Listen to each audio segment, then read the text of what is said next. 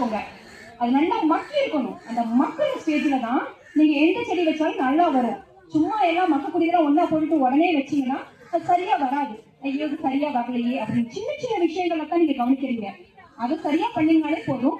நல்லா மக்கக்கூடிய குப்பைகள் நிறைஞ்ச மண்ணு கம்மியா இருந்தாலும் பரவாயில்ல, மக்கக்கூடிய பொருட்கள் அதிகமா இருக்கிறது அந்த கண்டெய்னர்ல இருந்தாலே போதும். அங்க சிறப்பா செடி வரும். மண்ணு வளமா இருந்தா செடி வளமா இருக்கும். வளமா இருக்க செடியை எந்த பூச்சியும் தாக்காது.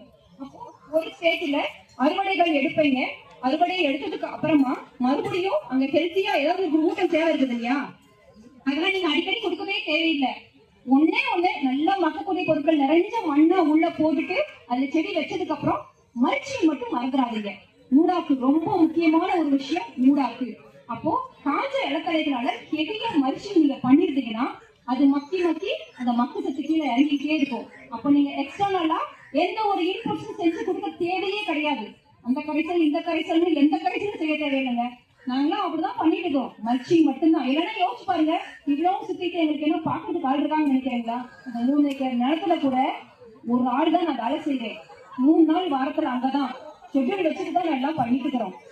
அப்போ ஒரு மெஷினை வச்சுக்கிட்டா மினிமம் டில்லிங் நோ டில்லிங் ஃபார்மிங்கால் 40 சென்ட் இடத்துல ஒரு உணவு காட்டவே உருவாக்கி வச்சிருக்குது. கண்டிப்பா நீங்க எல்லாருமே விசிட் பண்ணுங்க. நெக்ஸ்ட் இயருக்கு அதான் பிளான் பண்ணிருக்குது.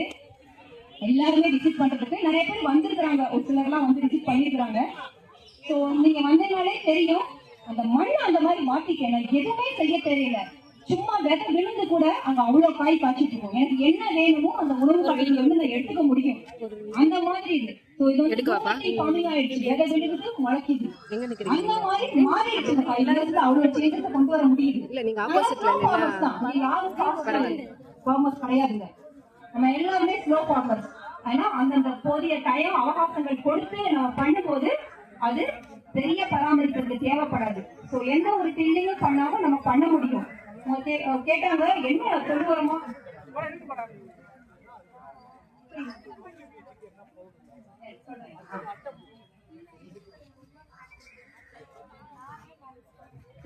அப்போ மண்ணை வளமா வைக்கிற வேலையை மட்டுமே செய்யுங்க. வேற எதுவுமே செய்யாதீங்க. அதுக்கு வளமா வைக்கணும்னா நீங்க மண்ணை வளமா வைக்கணும்னா வேற ஒன்றும் இல்ல. அதுக்குள்ள இருக்கிற நுண்ணுயிர்கள் அந்த மைக்ரோ ஆர்கானிசம் பத்தி திங்க் பண்ணுங்க. யாருமே அதை பத்தி பேசுறது இல்லை, அதை பத்தி திங்க் பண்றது இல்ல. அதுக்கு தேவை மக்கக்கூடிய பொருட்கள் மட்டும்தான். அப்போ அந்த மைக்ரோ ஆர்கானிசம்ஸ் அங்க நல்லா இருக்கணும்னா அதுக்கு மக்கக்கூடிய பொருட்கள் நிறைய நம்ம கொடுக்கணும். அது மட்டும்தான் கொடுக்கணும். நல்லா மக்கி இருக்கிற டயத்துல அதுல செடியில வச்சீங்கன்னா நல்லா வரும். மக்களுக்கு முன்னாடியே நீங்க வச்சீங்கன்னாலும் பிரச்சனை தான். அதையும் யோசிச்சுக்கோங்க. நிறைய உள்ள சொல்ல முடியும். அவ்வளவு டெப்தா உங்க மண்டையில ஏத்த வேணாம்னு சிம்பிளா சொல்றேன்.